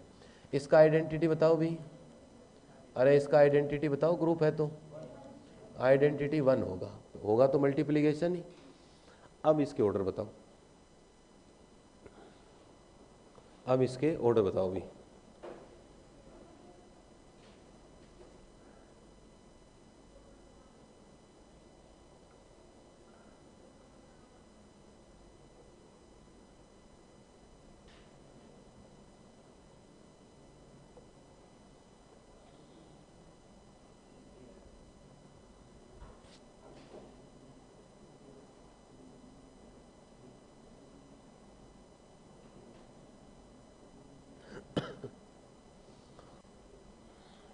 तो एक का तो मैं बता देता हूँ, एक का ऑर्डर 1 होगा, है ना। आगे बताओ, 2 का 4, 3 का, 3 का भी 4, 3 का कितना होगा भी भाई, गुणा करना इसमें, जितनी पावर लगाते हो उतनी बार गुणा होगा। और आंसर कैसे निकलेगा, 5 का भाग लगेगा, फिर जो शेषफल आएगा वही आंसर होगा। 3 का भी 4 और 4 का 4 का 2। देखो भाई, एक का मतलब मैं एक के, यही तो डेफिनेशन है, ए की पावर n इक्वल टू कितना आना चाहिए, ई। अब एक के ऊपर मैं कितनी पावर लगाऊं कि आंसर कितना आए, 1। 2 पे कितनी पावर लगाऊं कि आंसर 1 आए। 3 पे कितनी पावर लगाऊं कि आंसर 1 आए। और 4 पे कितनी पावर लगाऊं कि आंसर कितना आए, 1। 4 पे कितनी पावर लगाएं कि आंसर कितना आएगा, 1। अब देखो ऑपरेशन, ये जो संक्रिया है वो दिमाग में ये तो चलना ही चाहिए कि भाई इसका मतलब क्या है। अब एक पे एक पावर लगाने से 1 आ जाएगा। 2 पे कितनी पावर लगाऊं, देखो 2 पे 1 पावर लगाऊंगा तो 2 आएगा। 2 पे 2 पावर का मतलब 2 गुणा 2, तो 4 आएगा। अभी 5 से छोटा ही है तो 4 ही रहेगा। 2 की पावर 3 का मतलब 8 आएगा। 8 आएगा तो भाग लगेगा, अरे भाग लगेगा ना, शेषफल देखेंगे, रिमाइंडर देखेंगे, तो रिमाइंडर कितना आएगा, 3। तो 3 थोड़ी चाहिए, 1 चाहिए। अब 2 की पावर 4 करने से 16, 16 में 5 का भाग लगेगा तो रिमाइंडर कितना, 1। तो कितनी पावर लगाऊं, 4। 3 की पावर 1 से कुछ नहीं होगा, 2 से 9 होगा, 3 से 27 होगा, 4 से 81, 81 होगा।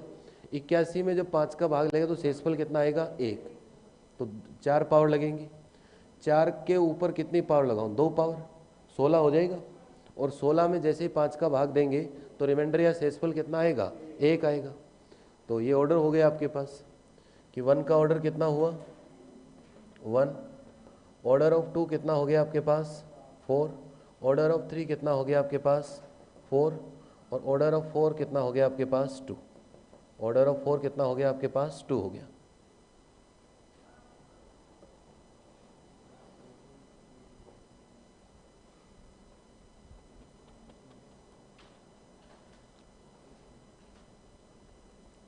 ऑर्डर से बहुत कुछ होगा भी। ऑर्डर ऐसा नहीं कि ऑर्डर में ही काम आएगा। ऑर्डर अगर दिखता है सवाल में किसका क्या ऑर्डर है तो इसके बारे में पूरा खानदान बता देगा फिर ये, है ना, कि क्या क्या होगा इसके अंदर, कि कौन साइक्लिक बनेगा, कौन आबेली होगा कि नहीं होगा। अभी तो बहुत कुछ बातें हैं।